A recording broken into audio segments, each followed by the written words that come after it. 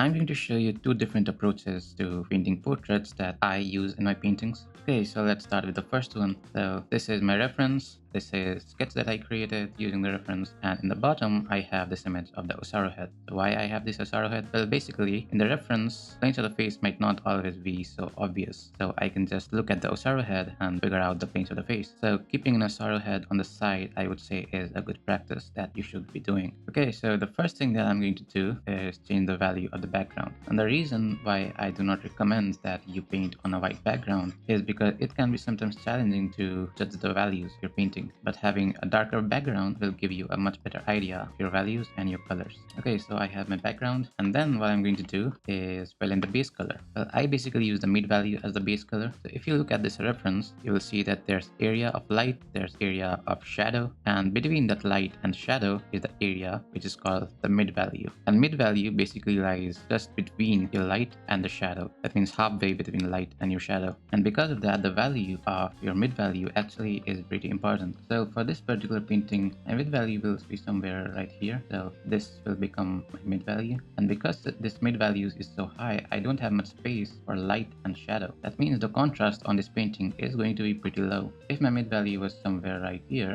I would have much more space for my light and my shadow, which will increase my contrast. So deciding the value of mid value is pretty important. So now let's quickly fill in the base color.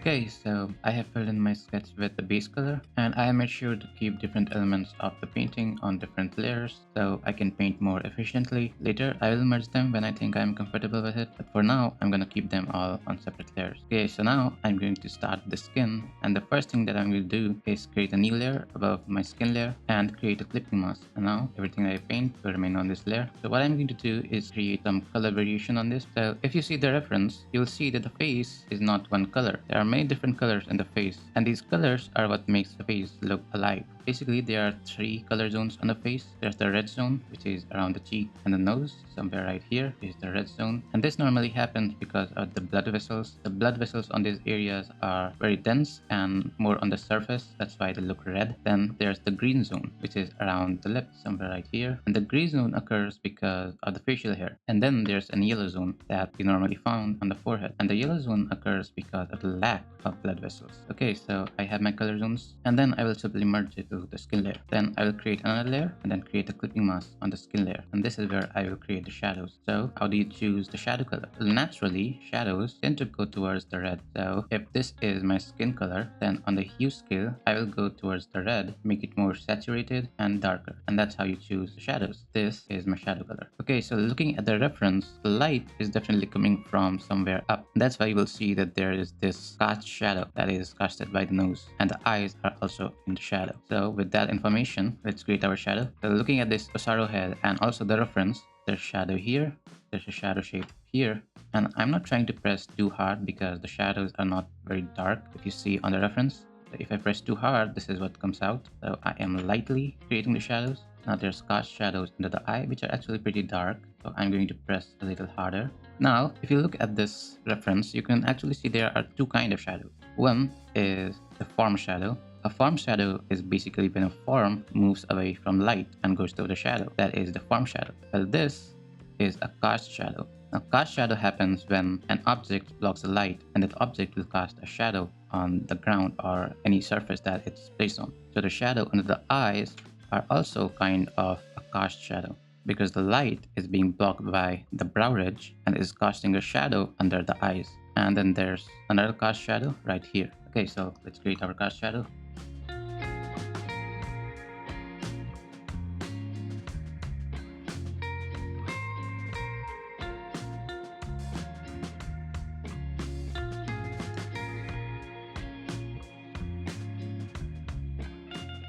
And we already have a face. And as you can see, I did not use any kind of complex shapes. Most of the shapes are very simple, so don't try to make anything too complex. Just use simple shapes and create your shadows. And another advice I will give you is don't stay on one area for too long. Keep moving from face to hair to clothing. So now I'm going to move on to the hair. I'm going to create a new layer and create a clipping mask and create shadows here too. And when I look at the reference, I see the shadows are actually pretty warm. They go towards the red, so that's exactly what I'm going to do. I'm going to select the base color, go towards the red, and go dark.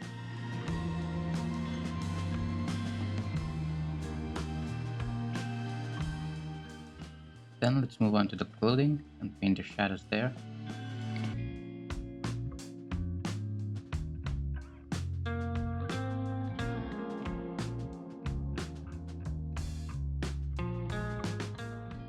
Okay, so I have my shadows and now I want to paint the light. So for the lighting, I will select my base color and then I will go towards the yellow, brighter, and a bit less saturation.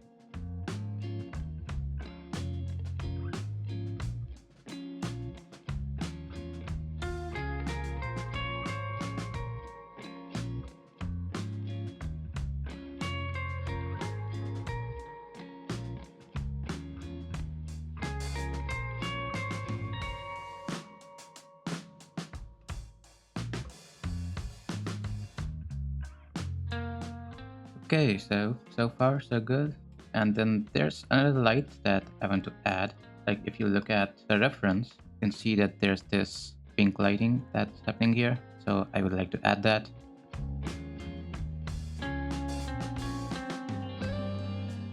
And now I will add some highlights. Okay, so this was basically the most important part about drawing a face. The most important decision making part is done, and all there is left is just refine it and add details. Yeah, I will see you after I'm done with this.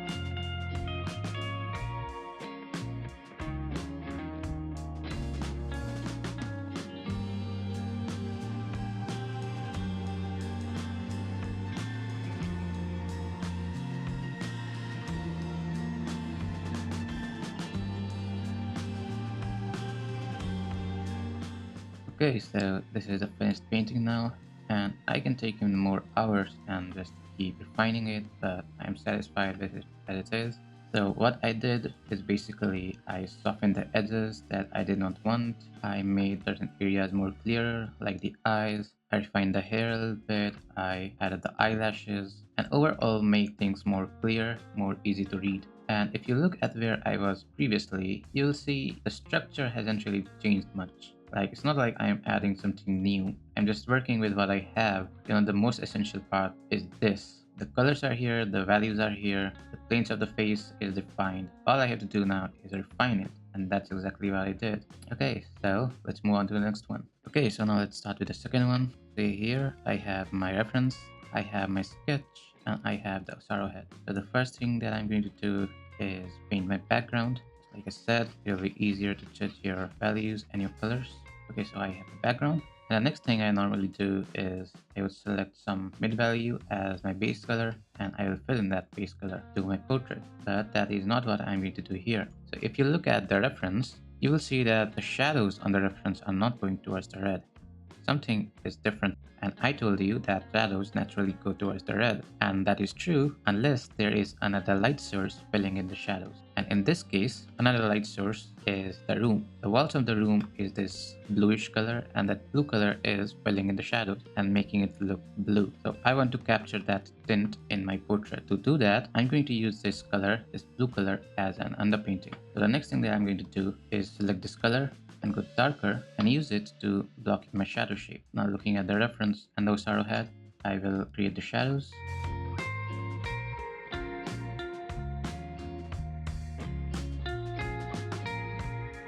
Okay, so I have the shadows, and now I will create another layer. And on this layer, what I'm not going to do is select the color and just fill in like this. Well, that completely defeats the purpose of this and the painting, because you're just covering everything. So I'm going to change my brush to this bristle brush, and I'm going to select the skin tone and roughly paint this, something like this. Okay, so I have my first layer, and then I will create a second layer, and here I will paint the red parts of my face. And I've already told you the red parts are parts where you got the blood vessels, which is the nose, the cheeks, the eyes, and also the lips. Right now it looks a little weird, but as I build upon this painting, it will fix itself. So let me first quickly paint the hair. Now I'm going to choose a light color, maybe something like this, and create the lightning. Let's paint the white of the eye. So for the color of the white of the eye, I will just select the background color and desaturate it. I think this works. The white of the eye will definitely be affected by the color of the room, which is blue. So the white of the eye will have some blue tints to it. Now I want to create the shadows. Well, we already have the shadows, but I want to darken them. So I will select the shadow color and make it darker. And maybe I will add some saturation to it. And I'll also push them towards the green a little bit. And now use it to create my shadows. Okay, I think this is coming out fine. So now let's create the highlights. So you do the same thing, just select color of the skin, make it brighter, make it towards the yellow a little bit, and create the highlight.